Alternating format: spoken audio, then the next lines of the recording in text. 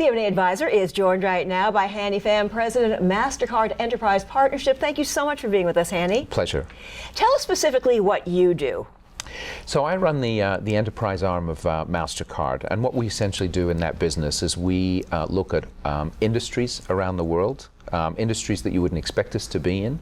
We look at things like maritime shipping, like ground transportation, like air travel, like electronic invoicing, like music, and we look for industries that have significant inefficiencies where through our assets, and I mean our assets in the broad sense of the word, coupled with the assets and capabilities of leading partners in those industries, and they're often names that people don't think about, but they're big organizations that influence the direction and shape of those industries. And we put together strategic partnerships that are what I'd call unlikely. They're not things that you would think of or expect. And they usually involve 3 or 4 or 5 organizations who are at the top of their game. We're not asking them to build anything. We're not building widgets. We're literally unlocking spare capacity in those companies and bringing about large structural change in those industries with a very big impact. Let's talk a little bit about cybersecurity and specifically the difference between authentication and identification. Right. How would you explain that? So I think these two phenomena are really key to our time. The whole notion of identification, i.e., I am who I am, and identifying myself is an area that has grown dramatically. We are believers in using tokens and tokenization to protect your identity. What do you mean by that? So, for instance, if you think about someone like Apple, who's actually using our digital architecture to power up Apple Pay, you actually don't use your personal identity. They create a proxy or a virtual identity in the phone when you use the phone, rather than who you actually are. That's nice because it means that no one can actually steal your identity. So we're about protecting that, and we're about anonymizing that. In fact, all the data that we keep in our network, people think that we keep personal data. We actually have completely anonymized data, and yet despite that, we're able to build profound models and predictive models with the data that we've got. So that's on the identification side, i.e. who you are and what constitutes you and your life. And that, we're believers, that should be in your control, not in my company's control, not in anybody's control. That should be yours under a common set of secure, very secure standards. So that's on identification.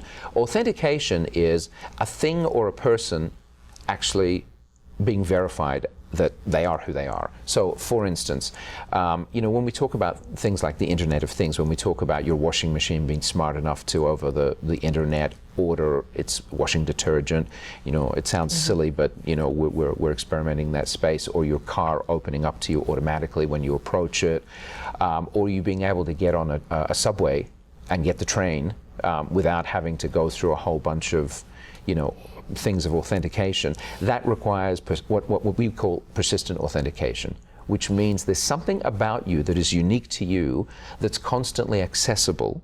Again, not breaching your privacy, but something about you that's unique to you, that's recorded in a secure environment, that when you come to use something, whether it's opening the door to your car or making a payment or making a purchase online or in the physical world or getting on a train or getting on a plane, that there's a real-time assessment that you are who you are.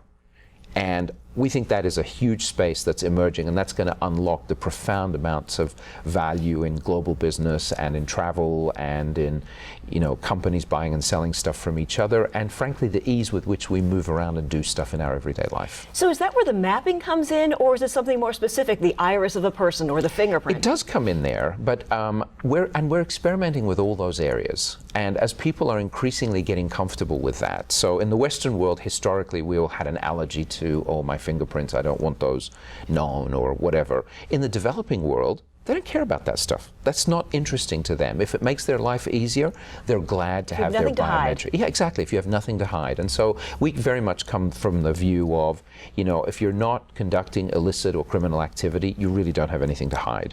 And if this is about making your life much easier and much more secure, then that's a good thing. That's a good thing. So, yeah. Okay, so let's talk a little bit more about the consumer point of view and perspective and protecting them with MasterCard. So in Europe, the chip has been there, it's prevalent. And we were told in the United States we have to get with the program. So talk about the chip and how it's going to become much, much more prevalent here, and then going into the mapping as the next step. Sure. So I think EMV, which is the standard that's been around for a long time, that's prevalent in most of the rest of the world, is now alive and well in the United States. So our prediction is that within the next couple of years, almost all cards issued in the United States are going to have an EMV chip. And that's just an infinitely more secure technology than the magnetic stripe on a card. It can't be cloned, it can't be skimmed, all those sort of things. And that already we're seeing is having a huge reduction in levels of fraud, which today are still significant where you don't have the chip in place. Wait, can I stop you right there? Sure. You said that the chip can't be copied. Correct.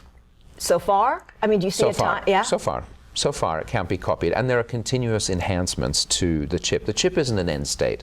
It's where we are today. It's an evolution. It's an evolution. It's where we are. It's infinitely better than what we've got, but we're continuing to develop that. So, for instance, and I mentioned earlier, our digital architecture, we believe that in the very foreseeable future, it won't be a card that you'll be using to make purchases. It will be a mobile device of some sort or a wearable item, etc. And when we get to that, then we have the ability to bridge all the good things that are in the EMV chip, as well as identity and authentication together in a digital real-time environment that's personalized to you. So, as a for instance, you're going from Harlem down to Wall Street, and you have a particular route that you take today, and it involves whatever you do, the tube and maybe a cab or a bus or whatever. You don't know on any given day what the issues are on the road, if you haven't sort of followed them in extreme detail. This idea of a digital environment with your profile and you being authenticated allows the city to literally interact with you on a one-to-one basis and say, here's your best route. And you've opted into this. This isn't a Big Brother thing. This is you opting in saying, I want this service. Here's your best route to get from Harlem to Wall Street today. And it might involve 3 or 4 or 5 modalities, but it will literally guide you step by step. It will make the whole ticketing experience seamless. You won't be buying different tickets for the different modalities, and it'll get you to where you want to get to very safely. That's an example of a benefit to the consumer.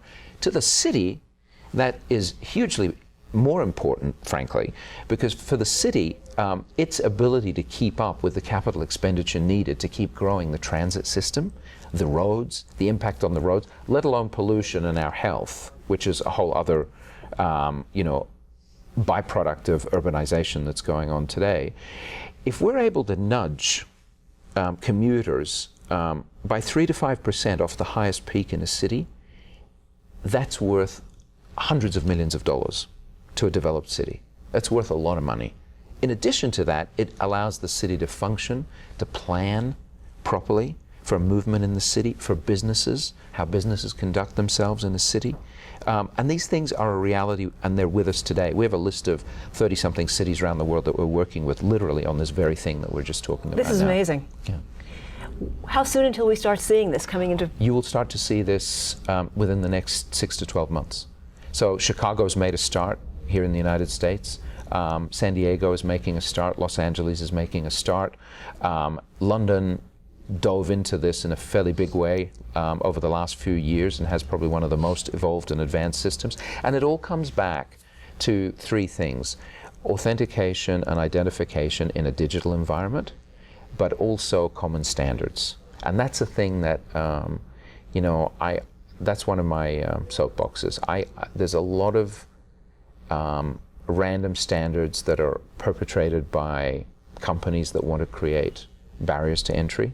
I don't agree with that at all. I think that's very inefficient, both from an investment point of view as well as from an economic point of view.